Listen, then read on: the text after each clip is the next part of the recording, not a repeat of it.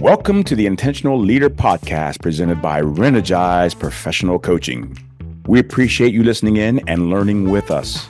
The stories and leadership tips you hear will help you become a great leader. Listen intentionally. Now, to our host, Sean Olson. Hello, everyone. Welcome to the new episode of the Intentional Leader Podcast. This is the podcast where you hear the real stories of people just like you who become extraordinary leaders. You'll learn some valuable lessons from their lives, lessons you can apply to become the best leader you were created to be.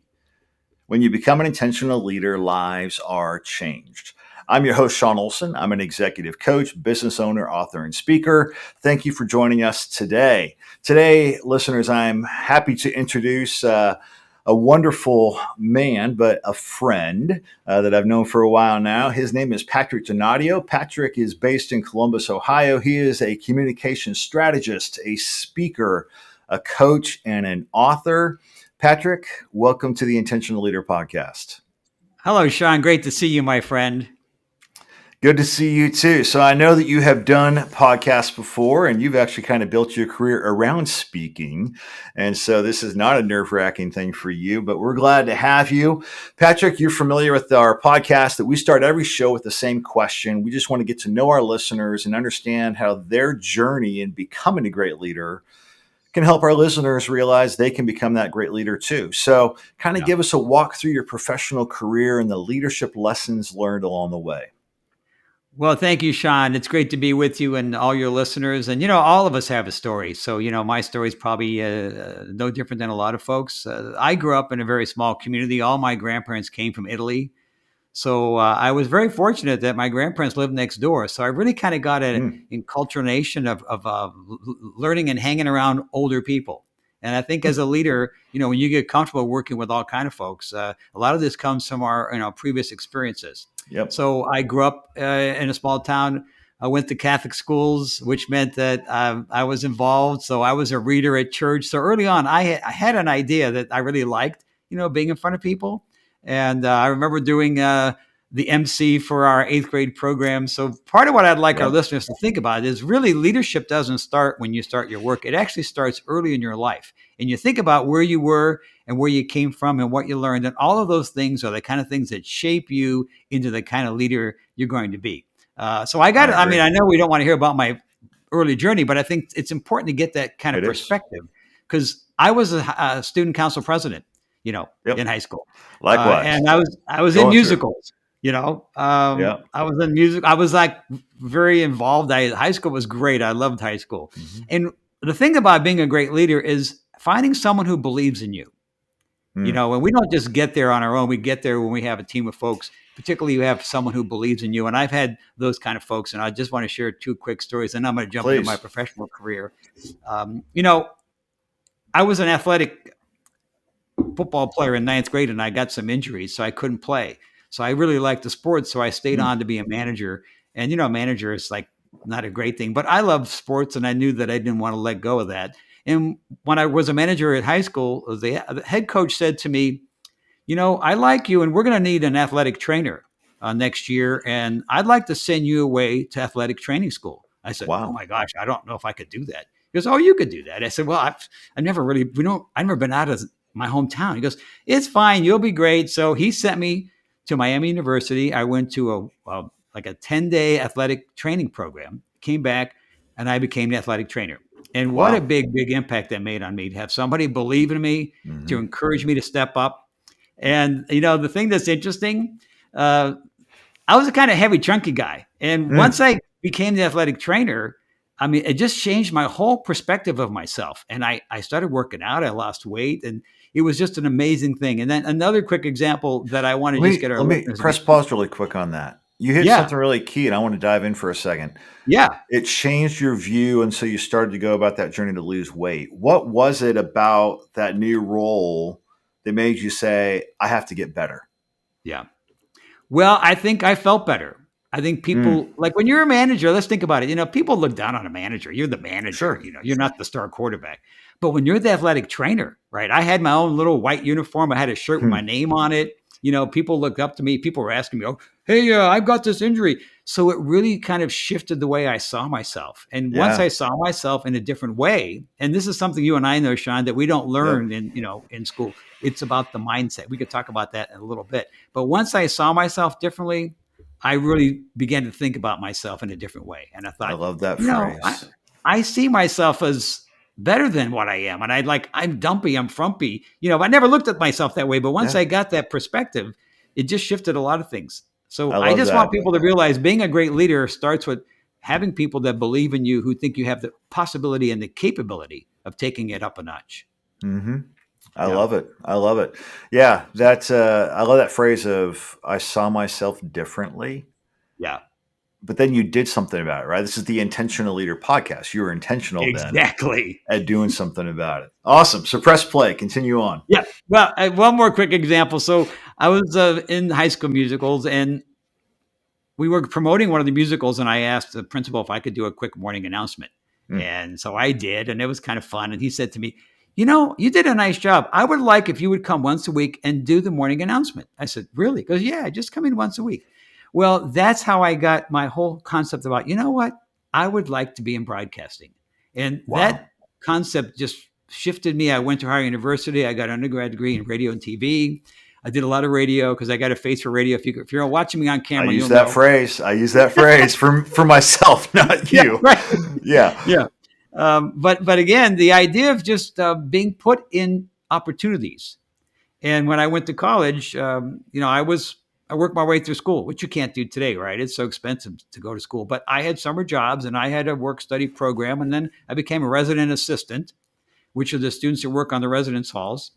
And again, I had some really great role models, and somebody said to me, I think you should try out for the assistant resident director. I said, oh, I don't know. Yeah. Mm. So as I'm talking about my journey, I want people to just realize that the importance of having people that believe in you. And my big belief is once you get to the point where you are, you need to pay it forward and find ways you can believe in others. Absolutely. So from there, of course, I ended up going to grad school, got my MBA. And again, because one of my supervisors said, if you're going to start grad school, we have an opening. You could start early because I need somebody to go up and be a graduate director. And I'm like, oh, so a little bit of encouragement. And ironically, I liked university so much, I stayed and worked there for a few years and got very engaged in a lot of committees. And I find to be, I have a good friend of mine named Mark Sanborn, and he wrote a book. Mm-hmm. It's You Don't Have to Have a Title to Be a Leader. And I love that phrase. And you know what? I think that if you're not in a leadership role right now and you're listening, you're still a leader. So I want to make sure we expand that definition of leadership. But to make a longer story shorter, I was chairing a crime prevention committee on campus. And again, another person said, hey, I'm going up to this association in Columbus for crime prevention. I'd like you to come with me. You're this, campus chair. Mm-hmm. And I'd like you to meet this group. And when I went there, ended up they had an opening for a position, and he recommended me, and I moved to Columbus and started a job with the Ohio Crime Prevention Association as a program director. So my job was, we got a $125,000 grant from the state. I had a 1-year job, no guarantee, but I knew I liked Columbus. I wanted to get out of Athens. And so when I took the job, I had to build this program. And literally, I started from scratch, and I had to create these training seminars. So it was a big risk. And I think it's important that we stretch ourselves. And I I was single, it didn't matter. I took a leap. I came to Columbus. And sometimes being an intentional leader also means, you can't control everything. You just have to be at the right place at the right time. Absolutely. And so ironically, a year and a half later, my boss left, and they asked me if I would like to be the director. Now I'm like 27 years old. This is very unheard of. And so I took the job, and I realized something important about myself, Sean. What's that? I didn't like being the director. I loved being the program director because I was doing workshops. I was traveling around the state. Now I'm the director. I'm in the office. I'm working on budgets, and I'm trying to fundraise. And I'm like, I was miserable. Yeah. That's an important piece, though. Sometimes getting promoted takes you out of joy. Yeah. Yeah. And so the good news is I was hiring speakers for our conference, and we were a pretty prominent association. So we were being asked to go out and speak at other state associations. So I got invited to come and speak in Arizona, and I spoke in New York as a part of my job. Well, about a year and a half into this, it was getting so bad that I just didn't want to go to work. I mean, I literally would get up and go, I got to go to work. Mm-hmm. So I just decided I was going to quit. And I just quit my job. This is not the thing I recommend. I just quit my job. I said, I want to be a speaker. I know how to speak. I didn't understand anything about the business side.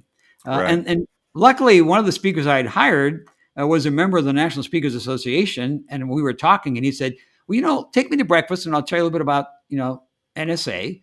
And so we went to breakfast and I got excited. I quit my job. I went to the speaker school, and kind of the rest is history. That's how I got started. So at the age of 28, I became an entrepreneur, a broke, poor entrepreneur, but I was an entrepreneur nonetheless. Yep. But what's neat about that story, just listening to all the different pieces going back to high school, yes, there were people that were in your path. A couple of thoughts on that is you actually listened to them. You didn't brush it off. You took risks. Smaller risks became bigger risks. And this is key as we grow as a leader. But I love this final aspect of the idea that it's just kind of like, I'm going to give it a shot. We never get anywhere significant without saying, I've got to try. Yes. Yeah. And the thing I love this phrase, and I can't remember who said it. I didn't take a risk, Sean. I made a risk. And here's the difference. I had been fortunate that I worked at the university for a few years, and I had free room and board, and I got paid. So I had saved some money. So, I wasn't a wealthy person, but I had a little bit of money in the bank. And when I decided to quit my job, I did some homework. I had to go to the library because we didn't have, internet. Right. We had to have electricity, by the way. We just didn't have internet. And I went to the library and I did some research, and I read that, most small businesses will not stay in business past the third year. So I knew that I had to be able to hang in there. So when I decided to quit, it wasn't like I had money in the bank. I knew I could survive on mac and cheese for like 2 years if I had to. Right. So the idea of when I talk about taking risks, I always like to remind people that it's a calculated risk. I call it make a risk. I mean, you still leap, but you kind of have a little plan. Yeah, absolutely. So you launched your speaking business. What was your initial goal? Like from day 1 to 5 years, I want this to happen. Well, my initial goal was I wanted to be a national speaker, right? Okay. That was my initial goal. And, I'm just a local person here in Columbus. And so I was very fortunate that I was introduced to the book called The Power of Positive Thinking by Dr. Norman Vincent Peale. Yep. Read that book, and it just really changed the way I looked at things. And a couple things in the book that I really liked was the whole idea of, the power of positive thinking. So when I quit my job, it was really difficult. I will tell you, my first year, well, I can tell you when I quit my job, my father said, "What are you doing? You got a company car and you got a pension. What are you thinking?" And I said, "Well, I'm not happy." He goes, "Well, so I'm not either, but just suck it up, Yeah. So anyways, my first year, I think I made, I don't know, maybe $8,000. It wasn't, I didn't make a lot of money. My point was, though, I had the cushion. And so then I thought to myself, I want to be a national speaker. So I started putting little notes by my coffee maker in the kitchen, on my bathroom mirror. I'm a national speaker. I'm a national speaker. I know this sounds weird, but I really that's Norman Vincent Peale in real life. Yeah, I do. I had to plant the seed. So, believe it or not, after I got some good engagement, I joined the Speakers Association, and things started to take off. But so much of what I think starts for all of us, and we know this, Sean, as coaches, is that our beliefs drive our behaviors, and our behaviors get the results we want. And you can't just change your behavior. Sometimes you really got to do a deeper dive and take a look at your mindset and your beliefs. 100%, 100%. So I know you made a conscious choice early on to be a solopreneur. And I want to talk about this for a little bit because our listeners, some of them are in corporate America, some of them are in healthcare, higher education, but there's a lot of solopreneurs here. There's also a lot of entrepreneurs here that have built companies of various sizes. You made a conscious decision to be a solopreneur, and people, I'll tell you some of his story that I know about him. He's had over 30 years now of doing 6 figures as a solopreneur, so it can happen. Why did you make that decision, and how have you kept that momentum over the years? Yeah. Well, interesting. I have an older brother. He went to Ohio State. And when I was getting ready to look at schools, I said to myself, I do not want to go to Ohio State. It's a great school, but it wasn't for me. I wanted a smaller campus. And, again, Ohio University at the time was probably one of I'd say the top 3 broadcasting programs in the country. But I always knew for me, I like to be a big fish in a small pond. That was just made me, it's just the way I rolled. And then ironically, my brother started his own architectural firm.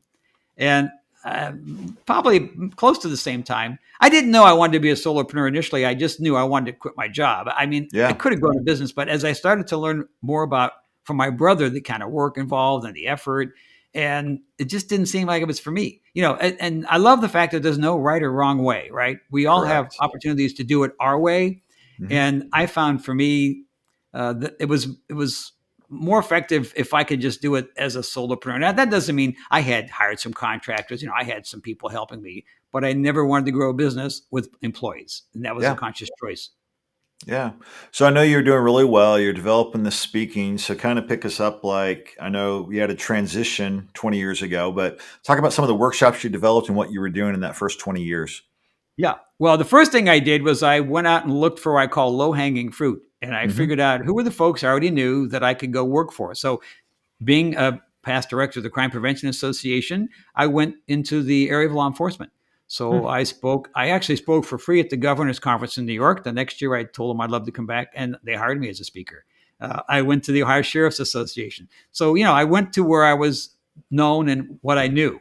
And as I began to grow that, also as an association person, I did a lot of work for associations. So again, early on, I tried to figure out, where could I go that I would be like the easiest way to jump in.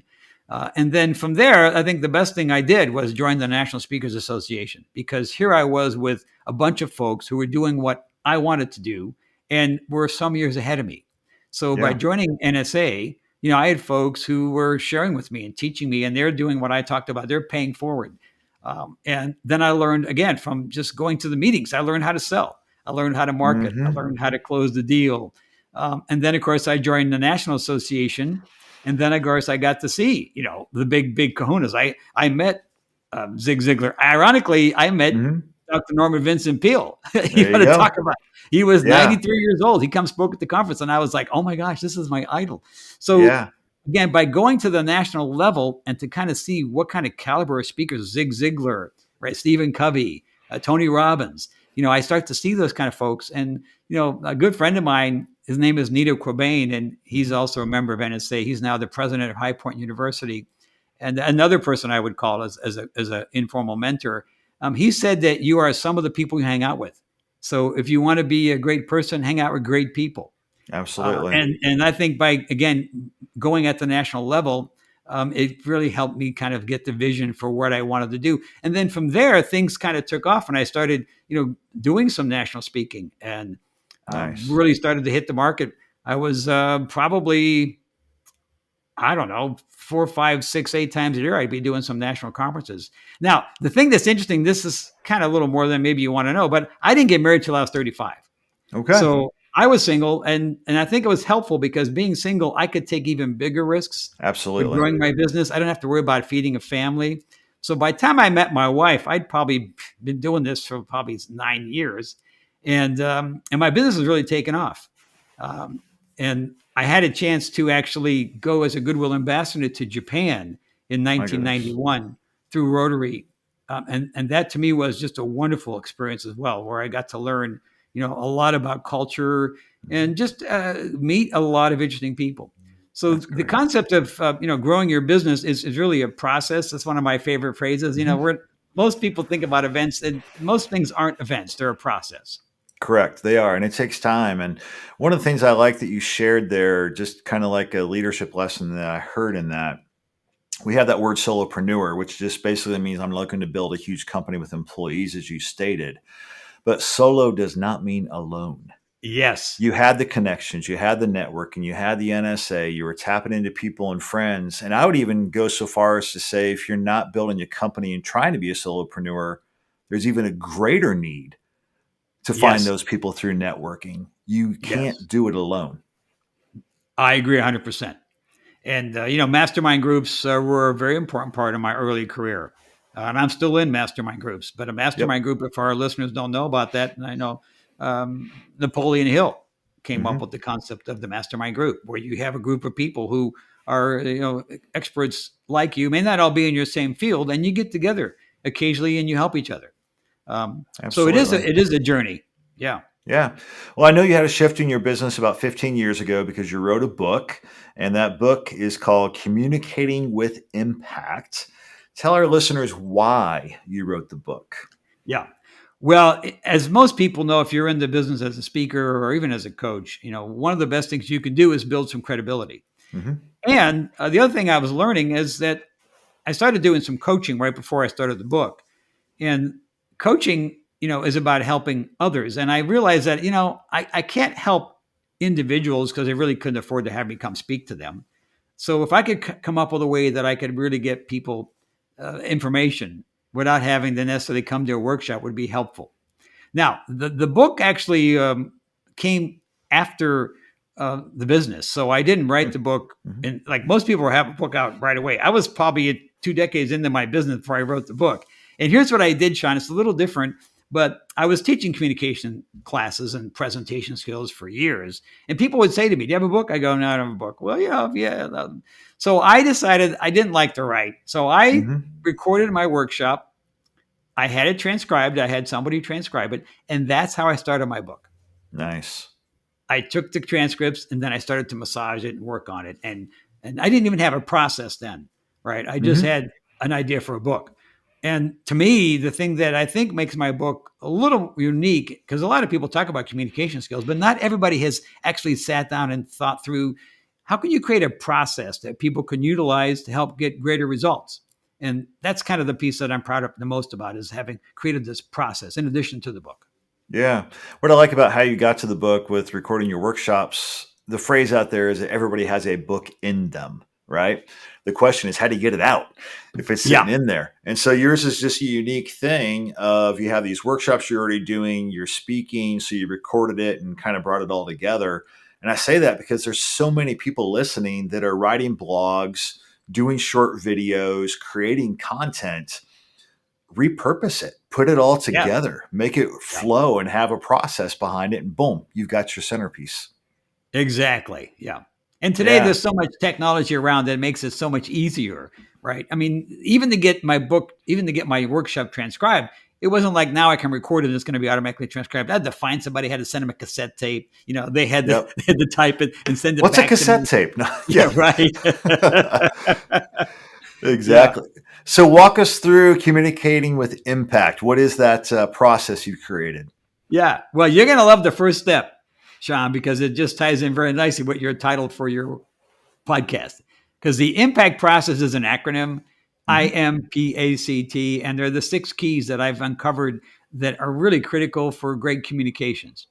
And so, ironically, I came up with the idea of a process when I was in Japan, because I was staying with Japanese families. And every 2 weeks, I was changing homes, and I would get to the new home, and then they'd like, "Oh, would you like some sushi?" I didn't like sushi, but I was being nice. "Oh, yeah, thank you." And then they would say, Hmm. "Oh, he really likes sushi." And so the next home, more sushi. So by the Yep. third house, I said to my host family, had a couple young kids, I said, "Do you have McDonald's? I would like to go to McDonald's because I'm homesick." And they were like, "Oh, we'd love to go." So they took me to McDonald's. I got the Big Amaku, right? The Big burger. Mac. I Yep. got the fries.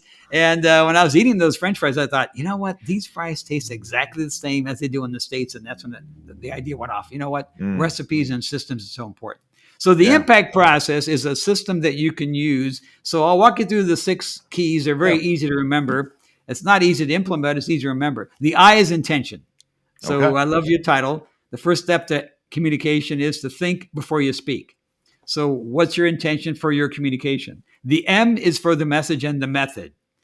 And so there's a lot of methods you can communicate. Like we're communicating now, probably if you're listening is on audio, if you're watching on video, Hmm. you can send an email, you can pick up the phone. And the M is also the message. So how do you craft a powerful message that's going to achieve the intention? So the intention is kind of the core around everything.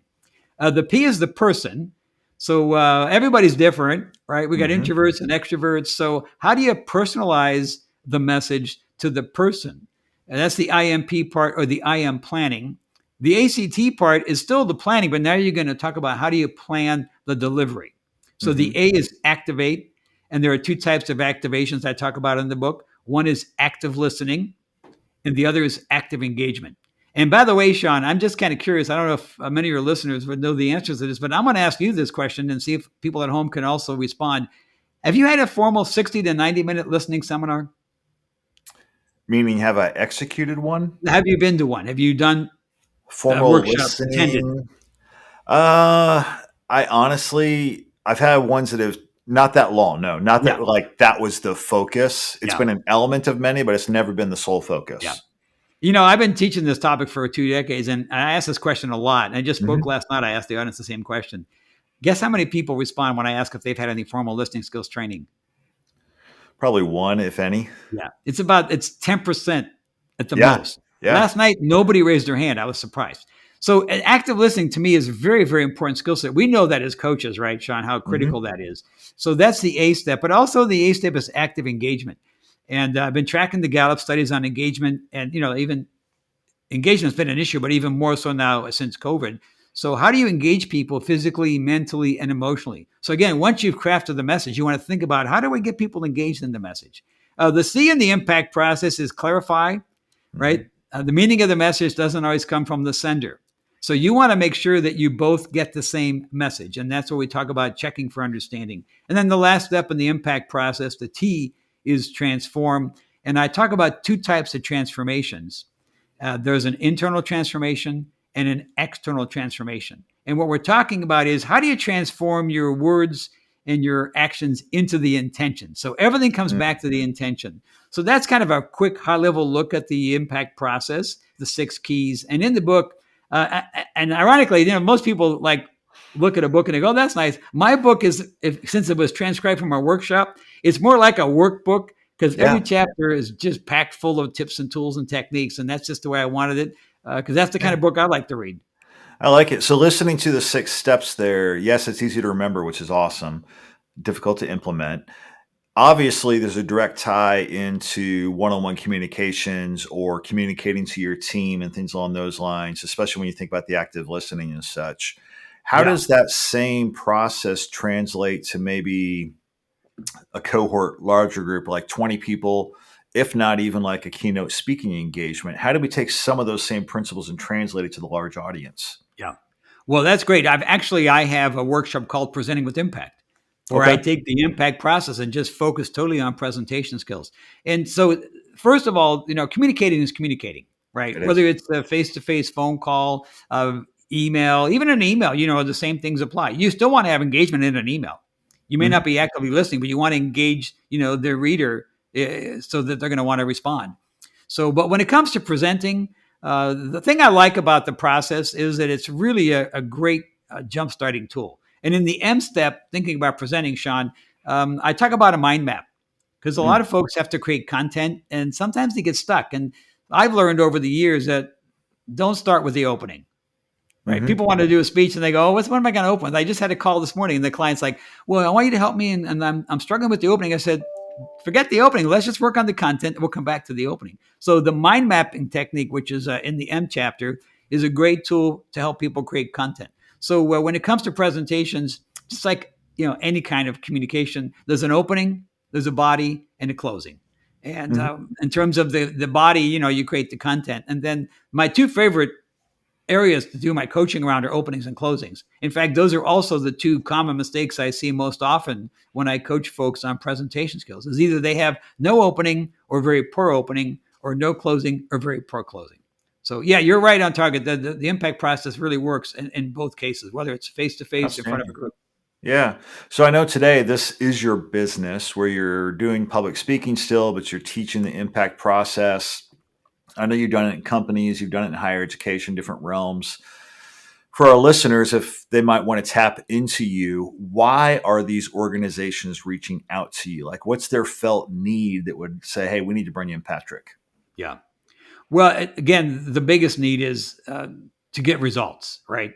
And the word impact wasn't like just willy-nilly picked up, right? Because when you do communicate effectively, you do make an impact. And so, and there's a variety of folks that I work with. Like one of the things I've been doing, Sean, over the last 7 years is I've been working with cancer hospitals.